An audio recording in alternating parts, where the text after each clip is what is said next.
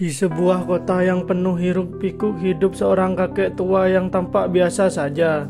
Rambutnya sudah memutih seluruhnya, langkahnya pelan, wajahnya penuh keriput, tanda usia panjang yang telah ia lalui.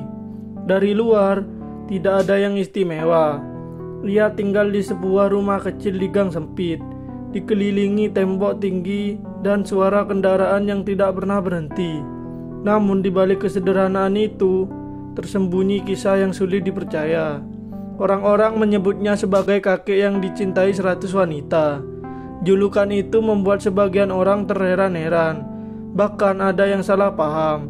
Ada yang menganggap ia seorang playboy tua. Ada yang mengira ia menggunakan sesuatu untuk menarik hati banyak perempuan.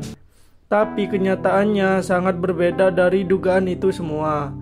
Kisahnya bukan tentang harta, bukan tentang ketampanan, dan bukan pula tentang pesona fisik. Kisah ini adalah tentang kebijaksanaan, kasih sayang, dan ketulusan hati seorang manusia yang mampu menyentuh begitu banyak jiwa. Ia bukan kakek biasa. Ia adalah seorang penjaga hati, pelindung, dan tempat bersandar bagi banyak orang, terutama kaum wanita yang pernah merasakan pahitnya hidup di kota. Kehidupannya perlahan menjadi legenda. Anak-anak muda menceritakan kisahnya dengan penuh rasa penasaran. Para tetangga memandangnya dengan hormat, dan wanita-wanita yang pernah bersentuhan dengan kehidupannya selalu menyimpan kenangan manis yang tidak terlupakan. Namun sebelum semua itu terjadi, masa muda sang kakek dipenuhi luka yang mendalam. Ia bukanlah seorang yang langsung dihormati atau dicintai. Dulu ia hanyalah seorang pria biasa yang merasakan pahitnya kehilangan. Istrinya yang sangat ia cintai meninggal dunia ketika usia pernikahan mereka masih seumur jagung. Kehilangan itu membuat hidupnya runtuh seketika.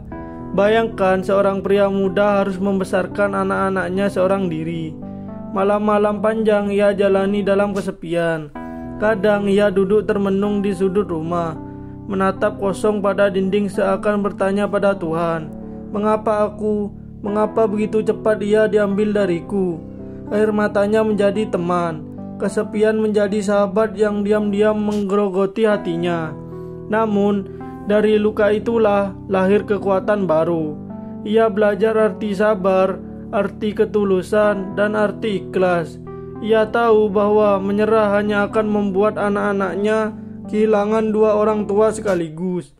Maka ia berdiri lagi, meski langkahnya goyah, meski dadahnya penuh luka.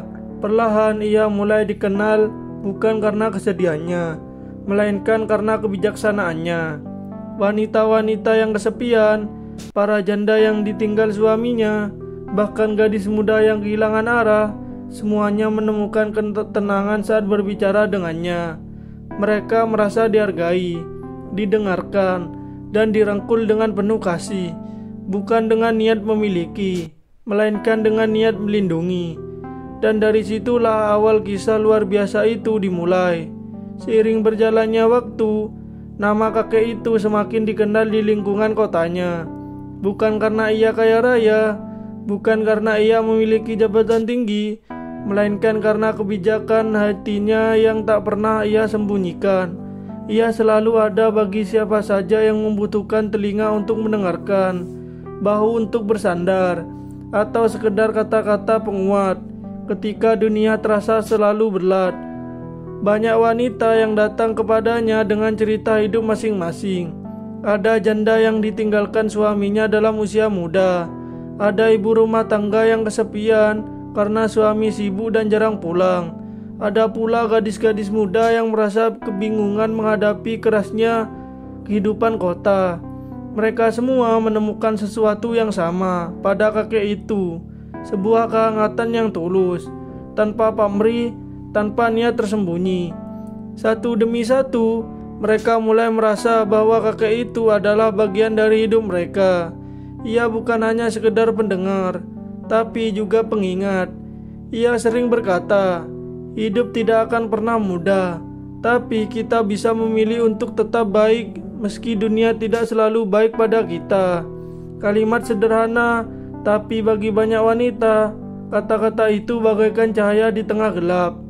Jumlah mereka pun terus bertambah. Dari 1 orang menjadi 10, dari 10 menjadi puluhan, hingga akhirnya 100 wanita merasa hidupnya tersentuh oleh kebaikan sang kakek. Bukan karena cinta romantis, melainkan cinta yang lebih dalam. Cinta yang membuat mereka merasa dihargai, dihormati, dan tidak sendirian di dunia ini. Orang-orang mulai berbisik di balik punggungnya. Ada yang sinis, ada yang penasaran. Ada pula yang benar-benar ingin tahu apa rahasia hingga bisa begitu dicintai oleh 100 wanita. Jawaban kakek itu sederhana. Ia selalu berkata, cinta bukan soal berapa banyak yang telah kita miliki, melainkan berapa banyak hati yang bisa kita buat bahagia. Ia tidak pernah menuntut apapun dari siapapun. Ia tidak menginginkan harta, tidak mencari pujian, apalagi popularitas. Yang ia lakukan hanyalah satu, memberi tanpa mengharap kembali. Dan dari sikap sederhana itu, lahirlah hubungan yang dalam dengan begitu banyak jiwa. Bagi para wanita itu, kakek bukanlah sosok penggoda, melainkan sosok pelindung.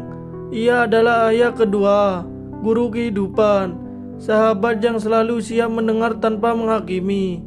Di sebuah kota yang seringkali terasa dingin dan penuh kepura-puraan, ia hadir sebagai pelipur lara yang asli dan jujur. Rahasia kebahagiaan di hidupnya ternyata bukan terletak pada seberapa banyak yang ia miliki, tetapi seberapa banyak yang ia bagikan. Ia membuktikan bahwa cinta sejati bisa tumbuh tanpa ikatan darah, tanpa hubungan romantis, bahkan tanpa pamrih apapun. Dan itulah warisan terbesar yang ia tinggalkan. Pesan bahwa manusia akan selalu diingat, bukan karena apa yang dikumpulkan, tetapi karena kebaikan yang ditaburkan. Waktu terus berjalan, rambut kakek itu semakin memutih, langkah makin pelan, dan tubuhnya mulai ringkih dimakan usia. Namun satu hal yang tidak pernah memudar adalah cahaya kasih yang selalu ia bagikan. Hingga akhirnya, saat usianya mencapai titik akhir, kabar kepergiannya menyebar ke seluruh penjuru kota. Hari itu, pemandangan luar biasa terjadi. 100 wanita datang berbondong-bondong ke pemakamannya. Mereka bukan sekedar hadir sebagai pelayat, melainkan sebagai saksi hidup dari kebaikan seorang manusia sederhana. Tangisan terdengar di mana-mana. Bukan tangisan kehilangan seorang kekasih, tapi kehilangan seorang cahaya, seorang pelindung, seorang sahabat yang pernah memberi arti dalam hidup mereka. Satu persatu mereka meletakkan bunga di pusarannya. Ada yang berbisik lirih, "Terima kasih kek karena pernah mendengarkan." Ada pula yang berkata sambil terisak, "Kau bukan hanya menolongku, tapi kau menyelamatkan hidupku." Hingga akhirnya makam tertutup oleh 100 bunga penuh warna, simbol cinta 100 hati yang pernah disentuhnya. Kisah kakek ini menjadi legenda di kota itu. Orang-orang yang dulu mencibirnya kini sadar bahwa kekuatan terbesar bukanlah kekayaan, bukan pula ketampanan, melainkan ketulusan hati. Ia meninggalkan pesan abadi. Hidup bukan tentang berapa banyak orang yang mencintaimu, melainkan tentang berapa banyak orang yang merasa dicintai karena keberadaanmu. Bagi kita semua, kisah ini adalah pengingat. Kita mungkin tidak bisa menyentuh 100 hati seperti sang kakek, tapi kita bisa memulai dari satu hati di sekitar kita. Satu orang yang kita buat tersenyum hari ini bisa menjadi warisan cinta yang lebih besar daripada apapun. Kadang kita terlalu sibuk mengejar cinta dari satu orang, hingga lupa bahwa cinta yang lebih besar adalah saat kita bisa membagikan ketulusan kepada banyak orang. Seperti kakek itu, mungkin kita tidak bisa menyentuh 100 hati, tapi setidaknya kita bisa membuat satu hati di dekat kita merasa berarti hari ini. Terima kasih yang sudah menonton. Semoga yang saya sampaikan bermanfaat dan menambah wawasan bagi kalian semua. Jangan lupa like, komen, share, dan subscribe. Peace out.